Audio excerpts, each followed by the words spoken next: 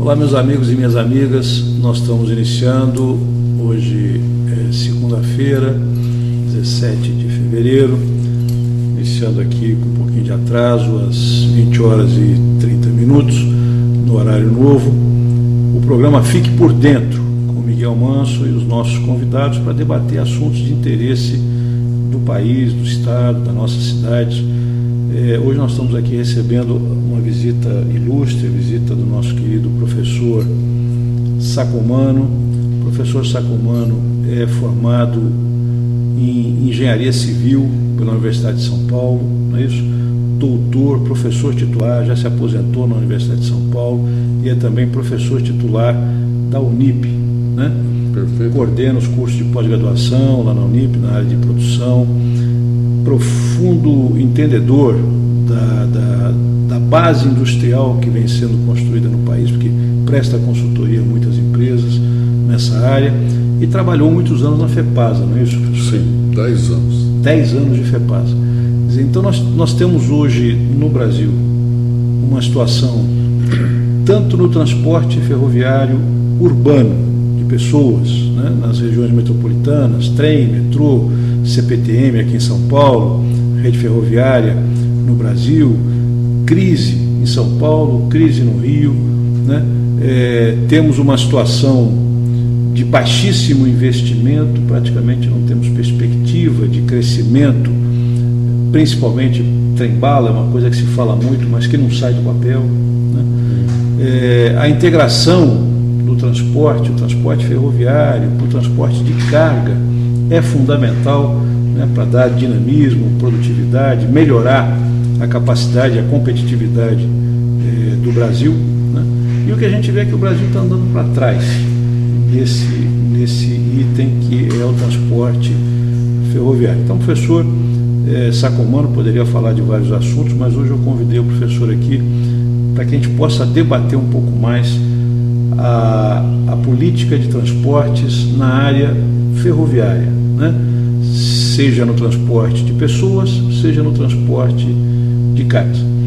No caso do Rio, nós temos assistido acidentes, temos assistido, quer dizer, a superlotação, temos assistido, quer dizer, o sucateamento das linhas. No caso aqui de São Paulo, escândalos no governo de São Paulo, de superfaturamento na aquisição de composições, né, de locomotivas e unidades de transporte para a CPTM, para o metrô. São Paulo já teve uma empresa na área de transportes ferroviários, a Mafesa. Essa empresa foi privatizada durante o governo Tucano, parece que o governador Mário Covas, 90 e alguma coisa, 94, foi privatizada e foi vendida para a Alstom, que está metida aí nesse escândalo, né? Ao mesmo tempo, professor, o Brasil, e meus amigos internautas, o Brasil exporta 30% do aço consumido em todo o mundo. Minério de ferro. Você vê, a coisa de 2, 3 anos atrás, o Brasil exportava 15% do aço, nós estamos sendo sangrados, o nosso minério, que é um minério de altíssimo teor, de excelente qualidade, né, está sendo levado para fora, inclusive por países que têm minério de ferro, mas que estão preferindo comprar do Brasil, vir buscar o nosso, certo? A preço de banana. Então, hoje nós produzimos minério bruto, sai do Brasil, sem nenhum beneficiamento, sai do Brasil 30% do minério que vai fornecer o aço em todo o mundo. E outro dia, conversando com um engenheiro, amigo meu, que é colega até de escola primária, estudamos juntos no primário, e ele tem mais de 30 anos de metrô, professor Sacomano. Ele me dizia o seguinte, que o metrô de São Paulo, porque eu estava discutindo, conversando com ele sobre essa crise no metrô, esse problema da corrupção, da compra de vagões no estrangeiro, ao invés de gerar emprego aqui, gerando emprego lá fora. E ele dizia, Miguel, você está escandalizado com isso tudo, mas eu queria dizer o seguinte, eu sou o chefe das oficinas lá do metrô, e os trilhos do metrô e os componentes dos trilhos todos importados. Sim. Certo? Então nós exportamos minério bruto, né, e não produzimos no Brasil, professor, nem trilho, nem trem, nem nada. Nem dormente. Como é que você vê essa situação do transporte ferroviário no Brasil e em São Paulo? Boa noite, Miguel Manso. Boa noite a todos os internautas que estão assistindo o seu programa, Fique por Dentro.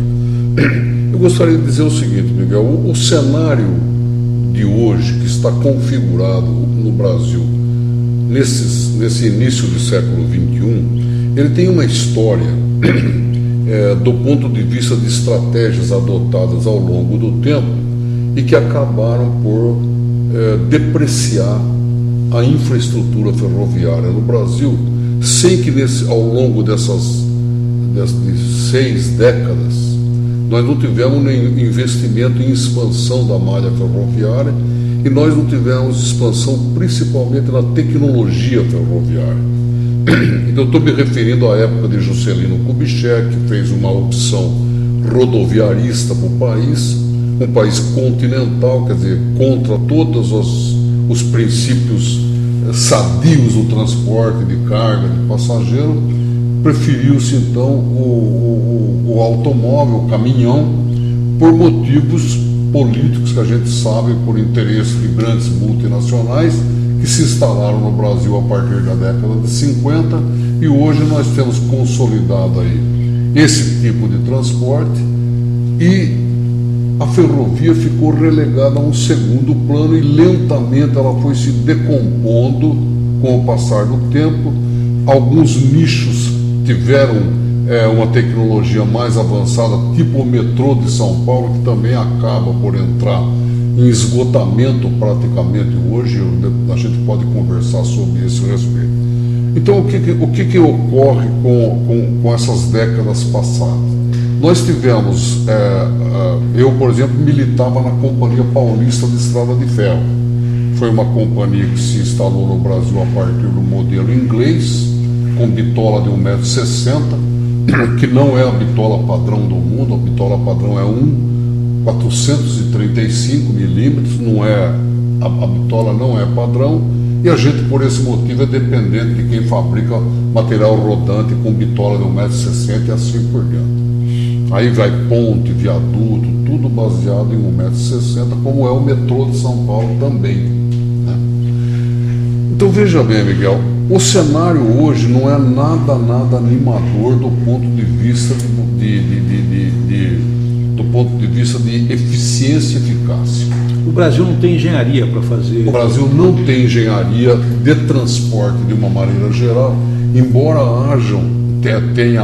tenham muitos nichos importantes, como a Escola Politécnica, a Escola de Engenharia de São Carlos, a COP no Rio de Janeiro, que tem algum estudo sobre, digamos assim, os softwares de transporte, modalidades de transporte. Mas a tecnologia mesmo ferroviária, nós não temos locomotiva, nós não fabricamos vagão, nós não fabricamos trilho, nem sequer dormente de concreto nós temos patente. Você estava me dizendo que a dificuldade de fazer os trilhos é porque nós não temos a patente do trilho. Nós não temos a licença de fabricação dos trilhos. Explica um pouquinho isso. É o seguinte, o trilho, Miguel, quando você contabiliza o tipo do trilho, você vai tipificá-lo da seguinte forma: o trilho é tantos quilos por metro. Então, se você pegar a Companhia Paulista, o trilho tinha 55 quilos por metro.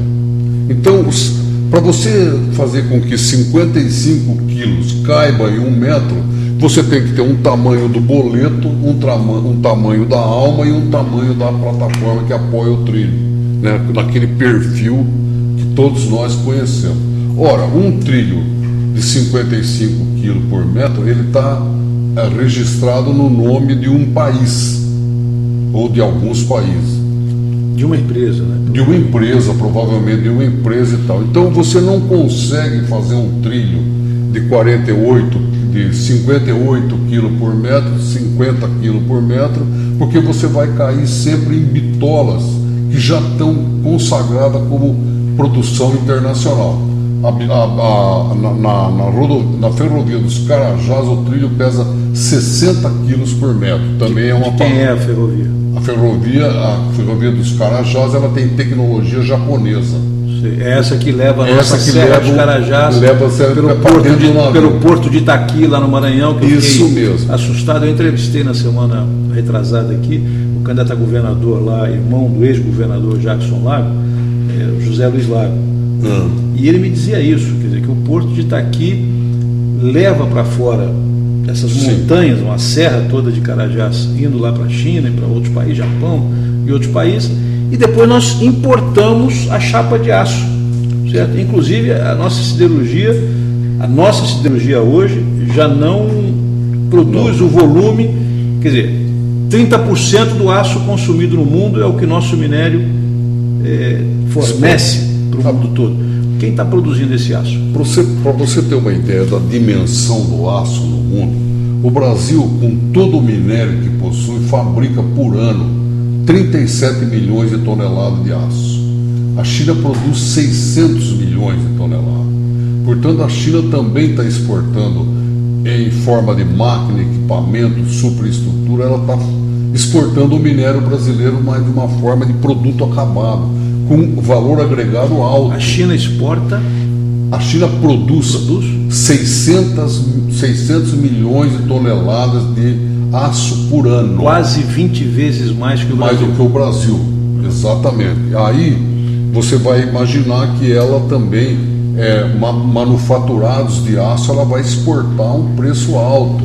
A China, por exemplo, hoje nós temos importadores no Brasil de aço trefilado, aço laminado, por exemplo, o aço de cutelaria, que é o aço de tesoura, faca, essas coisas, muita gente já está importando da China e o aço brasileiro não consegue chegar naquele ponto, né? Nós temos ainda uma tecnologia insuficiente e as usinas brasileiras elas estão obsoletas.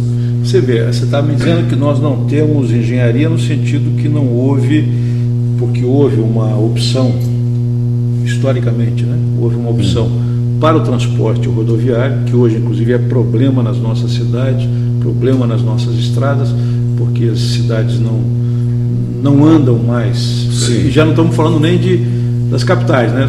Lá em São Carlos mesmo, eu sei que foi tema da tua campanha lá, prefeito, o congestionamento na cidade de São Carlos, que é uma cidade de 200 mil habitantes. Quer dizer, é uma cidade que também não anda. O trem hoje não teria mais sentido passar por essa cidade na função que ele está cumprindo hoje. Porque o trem hoje, Miguel, ele passa por uma área em São Carlos, em outras cidades do Brasil, ele passa por área muito valorizada.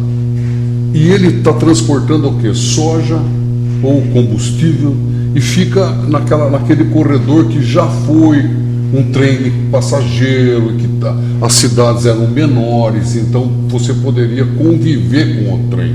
Mas você estava me dizendo que hoje, para vir de carro ou de ônibus de São Carlos a São Paulo, demora o mesmo tempo. De ônibus você demora o mesmo tempo que o trem da Paulista, Companhia Paulista de Ferro, gastava na década de 40. Na década de 40? Na década de 40 inaugurou-se a linha de São Carlos, São Paulo, corria a 85 km por hora, era uma ferrovia mais precisa do Brasil, em horário, tudo, conforto também, tem um conforto razoável, tudo importado.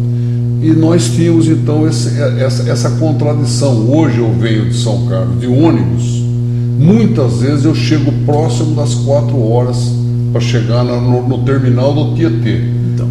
Então é uma coisa que... Eu sei que existe essa polêmica sobre se a área urbana que as linhas de trem estão ocupando, se elas, como são muito valorizadas do ponto de vista do que é o solo urbano, se você deve retirar ou não, certo? Para ceder para outras áreas mais nobres, se enterra essas áreas para que o trem passe de forma... Como existe em alguma cidade, de forma subterrânea.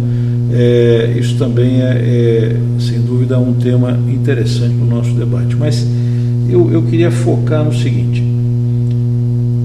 Você disse que